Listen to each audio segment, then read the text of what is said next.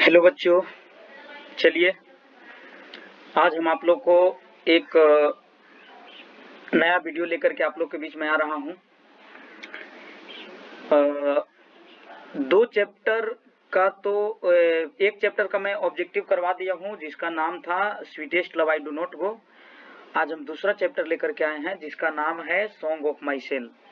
ठीक है, देखिए यहाँ पर है song of my self, song of my self. तो कहने का मतलब है कि इसके पहले हम जो एक चैप्टर था पोएट्री सेक्शन का जिसका नाम था sweetest love I do not go, उसका तो हम लोग जो है ऑब्जेक्टिव कर लिए थे। और चलिए आज हम लेकर के आए हैं क्या बोलते हैं कि सॉन्ग ऑफ माई सेल्फ का ऑब्जेक्टिव।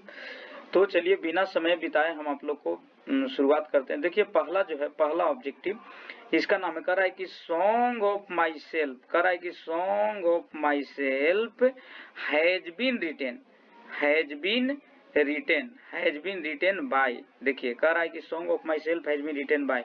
तो आप देख सकते हैं यहाँ पे इसको लिखे हैं कौन, वाल्ट हिटमैन साहब।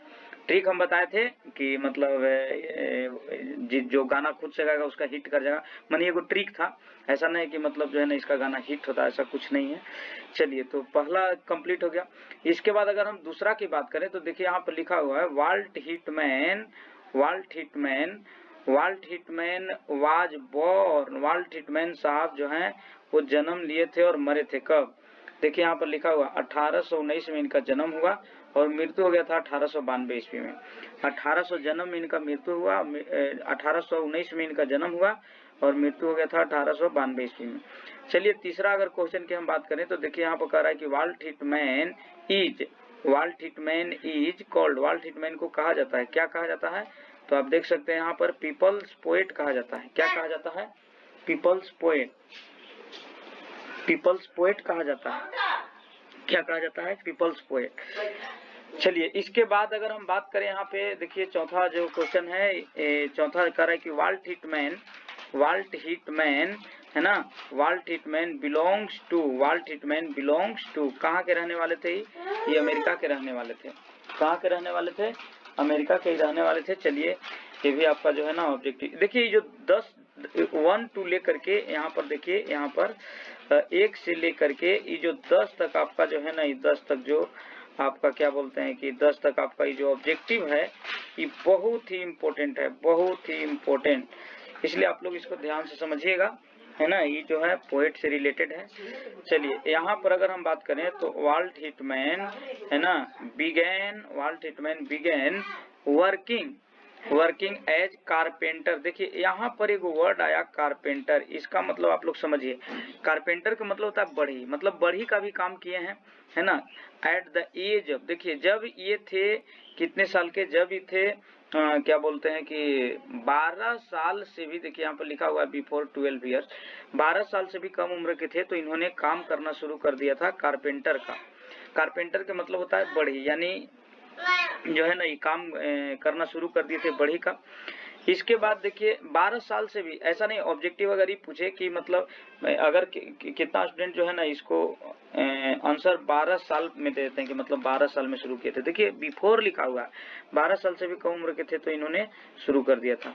इसके बाद अगर हम क्वेश्चन नंबर 6 की बात करें तो देखिए यहाँ पर है Walt Whitman, Walt Whitman also work, Walt Whitman साहब और काम किए हैं, क्या चीज का काम किए हैं, देखिए यहाँ पर लिखा हुआ है प्रिंटर, प्रिंटर का काम किए, टीचर का काम किए और क्या चीज का काम किए, और एडिटर का काम किए। एडिटर का मतलब क्या होता है इसको समझिए, एडिटर का मतलब होता है संपादक, है ना, एडिटर का भी काम कर चुके हैं। इसके बाद अगर हम आगे बात करें तो यहाँ पर आप देख सकते हैं कह रहा है कि वाट वाज, है ना, कह रहा है कि वाट वाज क्या थे, कौन, वाल्ट हिटमैन साहब क्या थे, है ना, during civil war, civil war के दौरान जो है वाल्ट हिटमैन साहब क्या, देखिए यहाँ पर एक वर्ड आया सिविल वार, सिविल वार के मतलब होता है, सिविल वार के मतलब होता है गृह युद्ध। अमेरिका में जब गृह युद्ध हुआ था तो उस समय वाल्ट हिटमैन साहब क्या थे, तो देखिए यहाँ पर है वॉलेंटियर, ये भी एक वर्ड आया है। देखिए वॉलेंटियर का मतलब होता है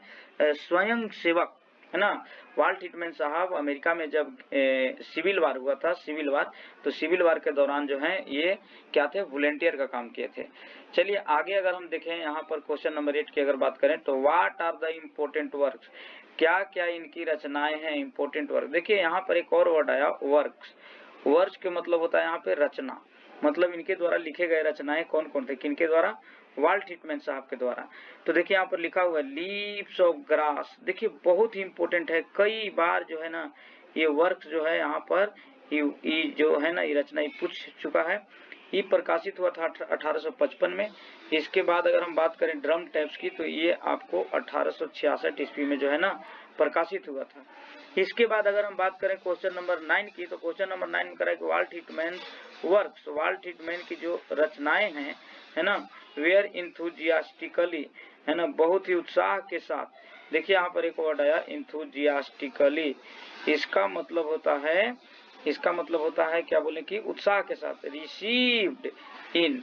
देखिए हम आपको पोएम में बताए थे कि जब वाल्ट हिटमैन साहब अमेरिका में थे, इन्होंने प्रारंभ में पोएम लिखा तो अमेरिका के लोगों के द्वारा जो है ना इनको लाइक नहीं किया गया, लेकिन इनकी जो रचनाएं थी ना वो इंथुजियास्टिकली जो है रिसीव्ड किया गया, मतलब लोगों के द्वारा प्राप्त किया गया, पाया गया, पसंद किया गया। कहाँ, यूरोप में। यूरोप के लोग जो है ना इनकी पोएम को बहुत ज्यादा पसंद करते हैं। हालांकि जब इनकी मृत्यु हो जाती है, किनकी, वाल्ट हिटमैन साहब की जब मृत्यु हो जाती है तो मृत्यु होने के बाद जो है ना इनकी जो रचनाएं हैं, इनकी जो कविताएं हैं वो बहुत ही लाइक किया जाता है। अमेरिका के लोग करते हैं लेकिन बाद में करते हैं, जब तक जिंदा थे तब तक जो है ना इनकी पोएम को लाइक नहीं किया गया था। चलिए आगे अगर हम बात करें क्वेश्चन नंबर 10 की, बहुत ही इंपॉर्टेंट है। हम आपको बता रहे हैं कि 1 से लेकर के ये जो 10 तक आप देख रहे हैं ना, 1 से लेकर के जो 10 तक जो आप देख रहे हैं ये बहुत ही इंपॉर्टेंट है ऑब्जेक्टिव। चलिए इसके बाद अगर हम बात करें वाल्ट हिटमैन जो है ना ऑल पोएट्री, इनकी सभी जो कविताएं हैं आर कलेक्टेड, ये सब संग्रह किए गए हैं। कहाँ संग्रह किए गए हैं तो इन, देखिए ये जो इनकी एक बुक है, इस बुक का नाम है leaves of grass. Leaves of grass जो है ना बहुत ही इंपॉर्टेंट है। चलिए और भी टॉपिक पर हम बात करेंगे। चलिए आइए यहाँ पर देखिए करा है कि द लाइन्स, ये जो लाइन्स हैं, कौन सा लाइन, होपिंग टू सीज, है ना, hoping to cease not till death is from, ये लाइन है। तो ये लाइन कहाँ से है, तो ये लाइन है आपको बता दें कि सॉन्ग ऑफ माई सेल्फ से। ठीक है, इसके बाद कह रहा है कि song of myself has been written by, लिखा गया था किसके द्वारा, तो ये भी लिखा गया था वाल्ट हिटमैन के साहब के द्वारा। इसके बाद कह रहा है कि I celebrate my self and Singh my self, मैं खुद से गा लेता हूँ, मैं खुद से मना लेता हूँ। ई जो है इज फ्रॉम, ई लाइन है कहाँ से है, तो एक बार फिर से देखिए सॉन्ग ऑफ माई सेल्फ से है। इसके बाद अगर हम आगे बात करें तो यहाँ पे है ना आगे जो है वो आप देख सकते हैं,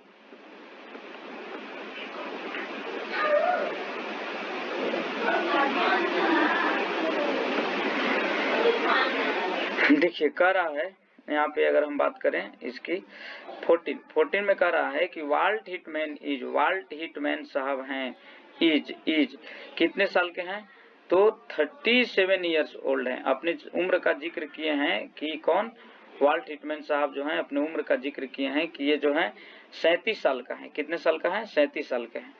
चलिए आगे अगर हम बात करें 15 की, कह रहा है कि हु सेज, कौन कहते हैं कि एवरी एटम ऑफ ब्लड, रक्त का प्रत्येक कण इज द सेम, है ना, इक्वल है, बराबर है, इन ऑल ह्यूमन बीइंग, सभी मानव जाति में इक्वल है। कौन कहते हैं, तो ये कहते हैं कौन, वाल्ट हिटमैन, जिन्होंने सॉन्ग ऑफ माई सेल्फ को लिखा। इसके बाद देखिए 16 क्वेश्चन कर रहा है कि हु इज नॉन, कौन जाने जाते हैं पीपल्स पोएट के नाम से। पीपल्स पोएट के नाम से कौन जाने जाते हैं, तो वाल्ट हिटमैन साहब जाने जाते हैं। इसके बाद देखिए आई हार्बर, मैं विचार करता हूँ कि गुड क्या है और बैड क्या है ना। आई परमिट टू स्पीक, और मैं कहने के लिए विवश हूँ कि मैं एवरी खतरा से, हैजार्ड का मतलब होता है खतरा, हैजार्ड का मतलब यहाँ अगर आप बात करें तो आप कह सकते हैं कि हैजार्ड का मतलब होता है खतरा, है ना, हैजार्ड का मतलब खतरा होता है। इसके बाद अगर हम बात करें ये लाइन है कहाँ से है, तो ये लाइन एक बार फिर से आपको कहाँ से है, सॉन्ग ऑफ माई सेल्फ से है। इसके बाद अगर हम बात करें 18 की, तो लीव्स ऑफ ग्रास जो है ना वाज पब्लिश्ड, प्रकाशित हुआ था कब, तो ये प्रकाशित हुआ था, आपको हम बता दें ऑप्शन नंबर डी में, देखिए 1855 ईस्वी में। इसके बाद देखिए यहाँ पर लिखा हुआ है my tongue every atom of my blood, है ना, every atom of my blood formed from this soil this air, कह रहा है कि मेरा शरीर जो है ना, शरीर का प्रत्येक कतरा जो है, ब्लड का प्रत्येक जो कण है, वो आपको बता दें कि ये आकार दिया हुआ है यहीं के हवा और मिट्टी से। कह रहा है कि लाइन कहाँ से है, तो ये लाइन जो है आपको सॉन्ग ऑफ माई सेल्फ से है।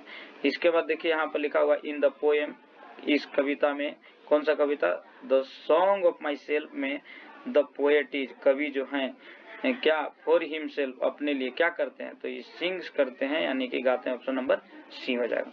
ठीक है, चलिए ये ऑब्जेक्टिव को अब एक बार नहीं कई बार आप लोग देख लीजिए ताकि आपको प्रॉब्लम ना हो, और जितना भी मैं वीडियो अपलोड करूंगा उसको अच्छा से आप लोग पढ़िए, किसी प्रकार के आपको एग्जाम में दिक्कत नहीं होगा।